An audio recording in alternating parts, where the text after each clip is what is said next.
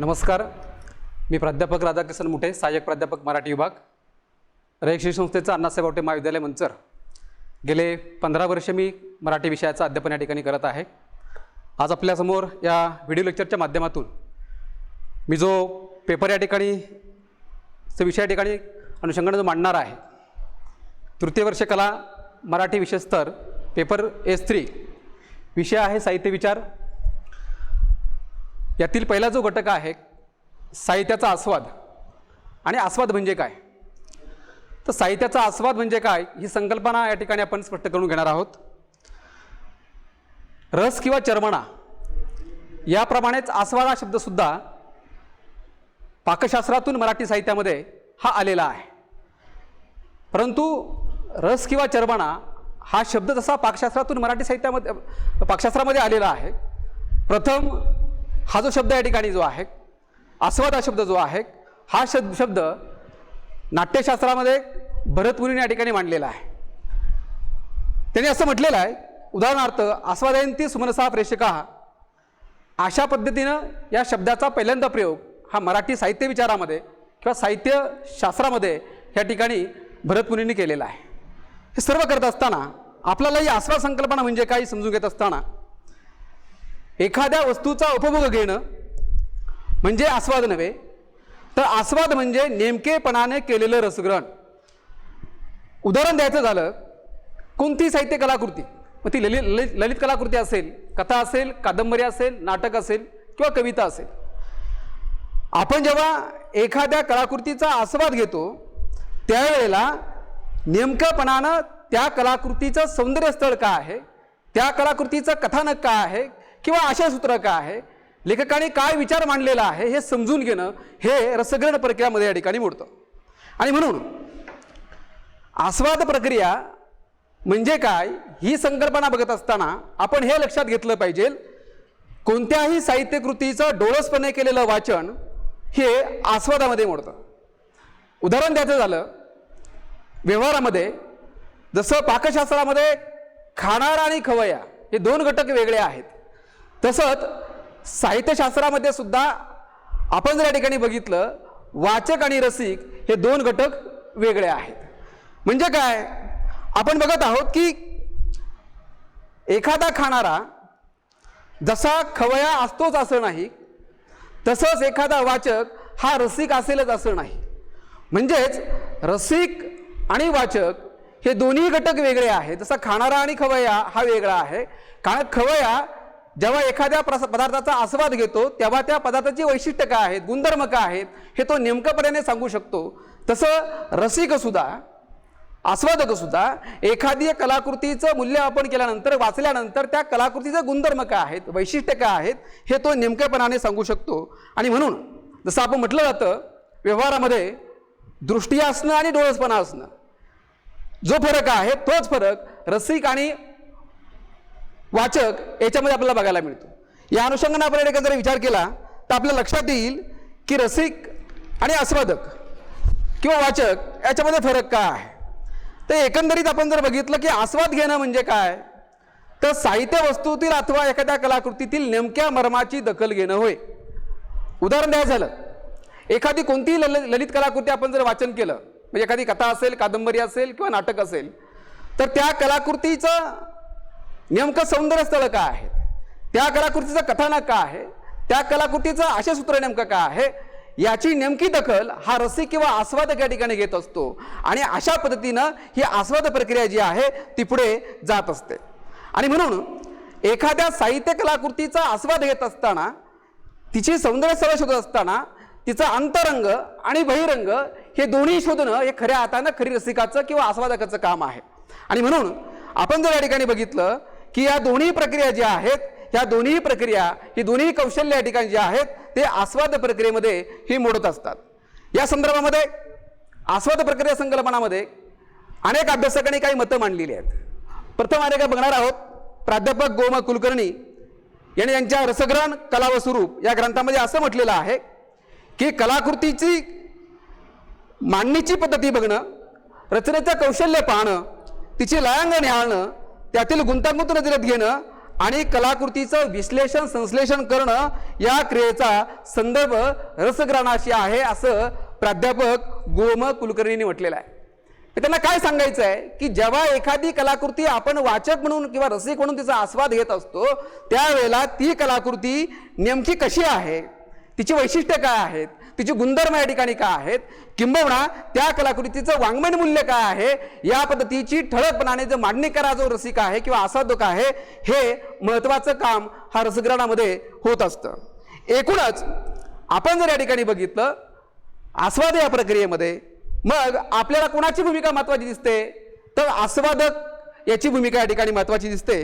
आणि म्हणून प्रथमतः आपण जर या गोष्टीचा विचार या ठिकाणी केला तर आस्वादक जो आहे किंवा जो रसिक या ठिकाणी जो आहे जेव्हा आस्वाद प्रक्रियेसंदर्भामध्ये तो जाणून घेत असतो किंवा ती माहिती या ठिकाणी घेतो असतो त्याला आपल्या लक्षात येईल की एखादा आस्वादक ज्या वेळेला एखाद्या कलाकृतीचा आस्वाद घेत असतो त्यावेळेला त्याचं त्या कलाकृतीबद्दलचं एक रसिक म्हणून वेगवेगळे मतं असू शकतात. कारण जसं आपण बघितलं की साहित्य एक प्रकारचं नाही आहे. उदाहरण द्यायचं झालं मराठी साहित्यामध्ये ग्रामीण साहित्य प्रवाह वेगळा आहे, दलित साहित्य प्रवाह वेगळा आहे, स्त्रीवादी साहित्य वेगळे आहे, आदिवासी साहित्य प्रवाह या ठिकाणी वेगळा आहे किंवा अन्य प्रकारच्या वाङ्मय प्रकार या ठिकाणी वेगळे आहेत, कथा असेल, कादंबरी असेल, नाटक या ठिकाणी असेल. मग आपण जर बघितलं साहित्य जसं एक प्रकारचं असू शकत नाही तसं आस्वादकाची भूमिका सुद्धा साहित्यिक म्हणून रसिक म्हणून साहित्याकडे बघण्याची एक असू शकत नाही, ती वेगळ्या प्रकारची असू शकते. आणि म्हणून या संदर्भामध्ये अभ्यासक प्राध्यापक द कै केळकर यांनी आपल्या काव्यलोचन या ग्रंथामध्ये या भिन्नत्वाचे अनेक समर्पकासाठी उदाहरण दिलेलं आहे. ते असं म्हणत आहेत की रसिकाची किंवा आस्वादकाची भूमिका कशी असायला पाहिजे तर ते असं म्हणत आहेत एखादा आस्वादक किंवा रसिक जेव्हा एखाद्या कलाकृतीचा आस्वाद घेतो रसग्रहण करतो त्यावेळेला त्याची भूमिका ही एखाद्या वकिलाप्रमाणे असली पाहिजे, त्याची भूमिका एखाद्या न्यायाधीशाप्रमाणे असली पाहिजे, त्याची भूमिका कधी तटस्थ असली पाहिजे. म्हणजे कलाकृतीचा आस्वाद घेत असताना ती कलाकृती नेमकी कशी आहे, ती सौंदर्यस्थळे नेमकं कशी आहेत हे समजून घेऊन त्या रसिकानं त्या कलाकृतीचा आस्वाद या ठिकाणी घेतला पाहिजे तर ती रसग्रहणाची प्रक्रिया ही उत्तम ठरू शकते किंवा उत्तम प्रकारे होऊ शकते हे मत त्यांनी या ठिकाणी नोंदवलेलं आहे. आणि म्हणून आपण या ठिकाणी बघितलं या प्रक्रियेमध्ये महत्त्वाचं काय आहे आस्वाद प्रक्रियेमध्ये की एखाद्या कलाकृतीतील किंवा साहित्य कलाकृतीचं तिचं मर्म काय आहे, तिचं सौंदर्य काय आहे याचं ग्रहण करणं हे एकमेव साध्य आपल्याला त्या कलाकृतीचं हे रसग्रहणामध्ये बघायला मिळतं. म्हणजेच काय की आस्वाद प्रक्रियेमध्ये त्या साहित्य कलाकृतीचं सौंदर्य ग्रहण करणं हे महत्त्वाचं आहे. आणि मग या अनुषंगाने आपण जर या ठिकाणी विचार केला तर आपल्या लक्षात येईल की आस्वाद प्रक्रियेमध्ये 3 घटक महत्त्वाचे आहेत किंवा त्याला त्रिकोण असं या ठिकाणी म्हटलं जातं. तो म्हणजे पहिला घटक आहे लेखक, दुसरा आहे साहित्य निर्मिती आणि तिसरा घटक आहे रसिक किंवा आस्वादक. आता रसास्वाद प्रक्रियेमध्ये किंवा आस्वाद प्रक्रियेमध्ये आपण हे 3 घटक का महत्त्वाचे आहेत कारण लेखक हा साहित्य निर्माण करणारा एक कलावंत आहे आणि लेखकाकडून निर्माण होणारी जी कलाकृती आहे तिला आपण साहित्य निर्मिती किंवा तिला साहित्य कलाकृती अशा ठिकाणी म्हणतो. आणि तिसरा घटक जो महत्त्वाचा आहे तो रसिक किंवा आस्वादक. आता याच्यामध्ये हा तिसरा जो घटक आहे रसिक किंवा आस्वादक तो महत्त्वाचा आहे कारण का कोणतीही कलाकृती ज्या वेळेला लेखक निर्माण करतो किंवा त्याच्या हातून ती साहित्यकृती निर्माण होते त्यावेळेला ती कलाकृती कशी आहे याचं मूल्य आपण करण्याचं काम कोण करतो तर रसिक किंवा आस्वादक करत असतो. आणि म्हणून या ठिकाणी आस्वादकाची भूमिका या ठिकाणी महत्त्वाची आहे कारण या तिसऱ्याच कोणाकडून किंवा तिसऱ्या घटकाकडून ही आस्वादनाची क्रिया जी आहे ती पार पडत असते. आणि म्हणून आपल्याला खऱ्या अर्थानं या आस्वाद प्रक्रियेमध्ये रसिक किंवा आस्वादक हा घटक हा महत्त्वाचा या ठिकाणी दिसतो आहे. एकंदरीतच कलाकृती कोणतीही असू द्या या कलाकृतीचं खऱ्या अर्थानं मर्मस्थळ शोधणं हे खऱ्या रसिकाचं आस्वादकाचं या ठिकाणी काम आहे. आणि म्हणून या आस्वाद प्रक्रियेमध्ये रसिकतेला किंवा त्या आस्वादकाला सहाय्यभूत ठरणारे घटक किंवा उपकार ठरणारे घटक कोणते आहेत तर ती संस्कृती आहे. कोणती आहे? पहिला घटक आहे संस्कृती. आपण बघतो आहोत की संस्कृती हा घटक का महत्त्वाचा आहे कारण रसिकतेमध्ये रसिकांच्या संस्कृतीचा वाटा या ठिकाणी मोठा असतो. कारण कोणताही रसिक म्हणजे कोण एखादा व्यक्ती तो एक समाजाचा घटक आहे आणि समाजाचा घटक असल्यानं आपण बघतो आहोत की जगाच्या पाठीवर किंवा देशाच्या पाठीवर आपण विचार जर केला, प्रत्येक समाजमनाची किंवा समूहाची व्यक्तीची एक संस्कृती आहे. त्या संस्कृतीचा संस्कार व्यक्ती म्हणून त्या व्यक्तीवरती या ठिकाणी होत असतो किंवा त्याच्या व्यक्तिमत्वाची जडणघडण जी आहे त्यामध्ये संस्कृतीचा वाटा हा महत्त्वाचा या ठिकाणी बघायला मिळतो. मग आपण जर बघितलं त्याच्या आवडीनिवडी असतील, चालीरीती असतील, रूढी परंपरा असतील, या सर्वांचा प्रभाव हा व्यक्ती म्हणून किंवा रसिक म्हणून त्याच्यावरती पडत असतो. आणि मग आपण जर या ठिकाणी बघितलं, उदाहरण द्यायचं झालं की भारतामध्ये आपण जर बघितलं की आपल्याला वेगवेगळ्या राज्यामध्ये वेगवेगळ्या प्रकारची संस्कृती बघायला मिळते. मग साहित्याच्या बाबतीत आपण जो विचार या ठिकाणी जर केला की प्रत्येक प्रदेशामध्ये प्रत्येक ठिकाणी आपल्याला साहित्याचं वेगळेपण बघायला मिळतं. मराठी साहित्याच्या संदर्भात जर आपण जर विचार केला तर आपल्या असं लक्षात येईल, कोकणातलं साहित्य, मराठवाड्यातलं साहित्य असेल, विदर्भातला एखादा लेखक असेल, त्याच्या प्रत्येक कलाकृतीमध्ये तिथली संस्कृती जी आहे, तिथल्या परंपरा ज्या आहेत, तिथल्या चालीरीती ज्या आहेत, रूढी परंपरा ज्या आहेत, त्याचं प्रतिबिंब आपल्याला बघायला मिळतं आणि त्यातून ती कलाकृती आहे ती साकार या ठिकाणी होते. म्हणून आपण म्हणतो की साहित्य हा समाजमनाचा आरसा आहे किंवा लेखक सुद्धा समाजाचा घटक आहे आणि म्हणून संस्कृतीचा हिस्सा जो आहे तो आपल्याला हा रसिकाच्या ठिकाणी बघायला मिळतो आणि त्यातून त्याची या ठिकाणी रसिकता सुद्धा आकाराला बघायला मिळते. तर हा एक घटक या ठिकाणी महत्त्वाचा आहे. दुसरा जो घटक या ठिकाणी महत्त्वाचा जो आहे, आपण जर बघितलं त्या संस्कृतीच्या अनुषंगानं की वेगवेगळ्या देशामध्ये किंवा आपल्या जगामध्ये आपण जर बघितलं, आजही भारतीय साहित्य परदेशामध्ये गेलेलं आहे किंवा भारतीय संगीत सुद्धा परदेशामध्ये गेलेलं आहे. हे का घडतं आहे की तिथली संस्कृती जी आहे की आपल्या भारतातली जी संस्कृती आहे ते जाणणारा तो रसिक आहे.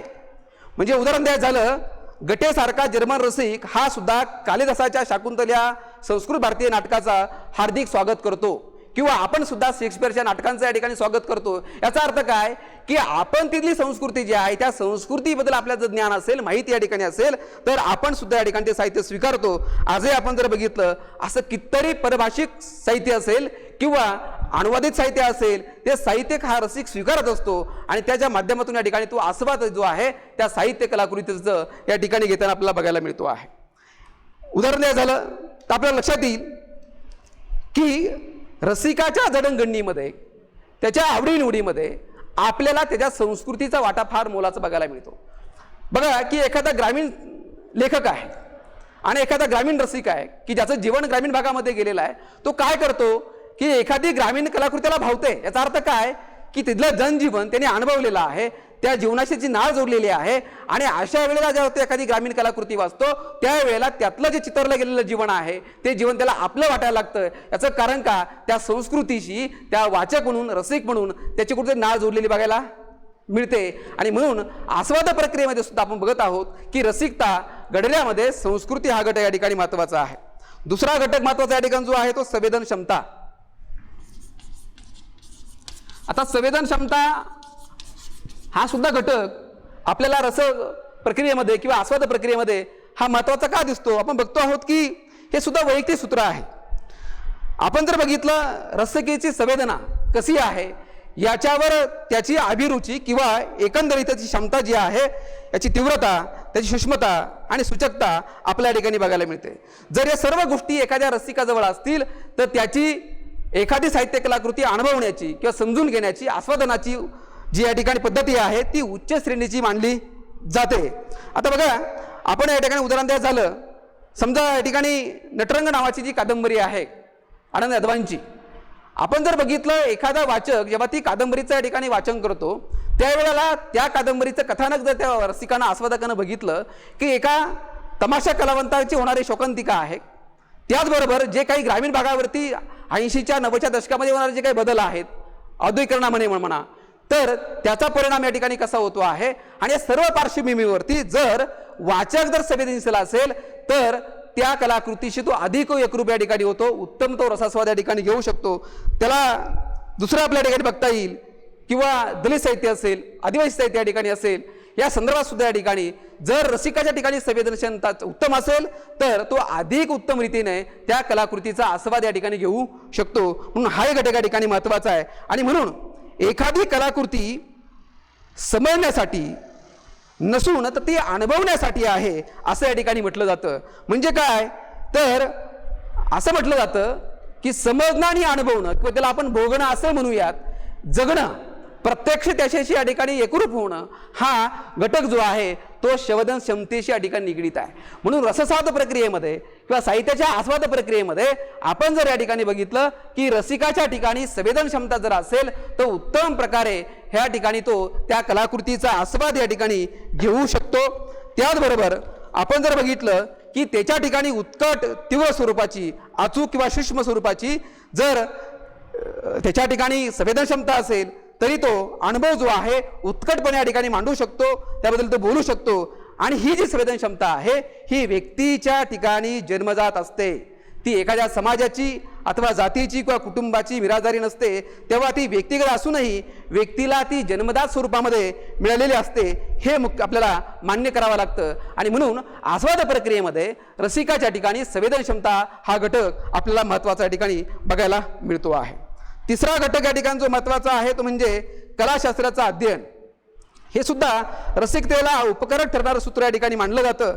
कारण आपण बघत आहोत की चांगलं वाईट जर आपल्याला समजून घ्यायचं असेल किंवा साहित्य कृतीची निवड करत असताना, वर्गवारी करत असताना आपण जर बघितलं की किंवा सौंदर्यात्मक संदर्भ लक्षात घेण्याच्या ठिकाणी आपल्याला त्याच्या ठिकाणी असणारी कलाशास्त्राचं अध्ययन जे आहे ही क्षमता त्याला उपयोगी या ठिकाणी ठरते. आपण जर बघितलं एखादी कलाकृती चांगली उतरलेली आहे किंवा एखादी कलाकृती सुमार आहे असं आपण जेव्हा या ठिकाणी म्हणतो, याचा अर्थ काय, जर त्याचं वाचन उत्तम असेल, त्याचं अध्ययन या ठिकाणी उत्तम असेल तर त्याला ते कळायला लागतं की कोणती कलाकृती चांगली आहे, कोणती कलाकृती चांगली नाही, किंवा कोणती कलाकृती सुमार दर्जाची आहे आणि कोणती कलाकृती चांगली आहे. हा सर्व समजण्यासाठी आपल्याला बघता येईल की रसिकता जी आहे ती रसिकता त्याची डोळस होण्यासाठी किंवा मर्मग्राही होण्यासाठी, चोखंदळ बनवण्यासाठी रसिकतेला आपण जर बघितलं तर त्याच्या ठिकाणी जर अध्ययन या ठिकाणी असेल, त्याचं वाचन या ठिकाणी असेल तर तो उत्तम प्रकारे एक रसिक म्हणून त्या साहित्य कृतीचा आस्वाद घेऊ शकतो आणि नेमकेप्रमाणे सौंदर्य ग्रहण करू शकतो. हे महत्त्वाचं या ठिकाणी आहे. म्हणून आस्वाद प्रक्रिया आपण जेव्हा बघतो किंवा आस्वाद प्रक्रिया संकल्पना या ठिकाणी आपण जेव्हा बघतो तर आपलं असं लक्षात येईल की रसिकाचं काम केवळ रसग्रहण करण्याचं नसून तर रसग्रहणामुळे झालेल्या आनंदाचं आवार मांडण्याचं ही आहे. आणि कलाकृती पाहून तिच्यापासून मिळणारा आनंद स्वतःपुरता सीमित न ठेवता किंवा मर्यादित न ठेवता हा आनंद जो आहे इतरांना वाटणं आणि हे खऱ्या अर्थानं खऱ्या रसिकाचं कर्तव्य आहे. आणि मूळ कलाकृतीतील सौंदर्य स्वतः अनुभवणं आणि ती इतरांना अनुभवास लावणं हा भाग ह्या ठिकाणी आपल्याला बघायला मिळतो. अशा पद्धतीनं ही संपूर्ण जी आस्वाद म्हणजे काय किंवा आस्वाद संकल्पना किंवा अभ्यासकांनी जे वेळी मतं या ठिकाणी मांडलेली आहेत ही संकल्पना आपण जर समजून या ठिकाणी घेतली तर रसप्रक्रियेमध्ये किंवा आस्वाद प्रक्रियेमध्ये आपल्याला हे काही जे महत्त्वाचे घटक आहेत ते बघायला मिळतात. आणि या माध्यमातून सर्वात आपण जर बघितलं या सर्व प्रक्रियेमध्ये महत्त्वाचा घटक कोणता जर असेल तो रसिक आहे किंवा आस्वादक या ठिकाणी आपल्याला महत्त्वाचा बघायला मिळतो आहे. यानंतर पुढील भागामध्ये आपण याच प्रकरणाच्या अनुषंगानं आस्वादकाचे गुण कोणते आहेत ते बघणार आहोत.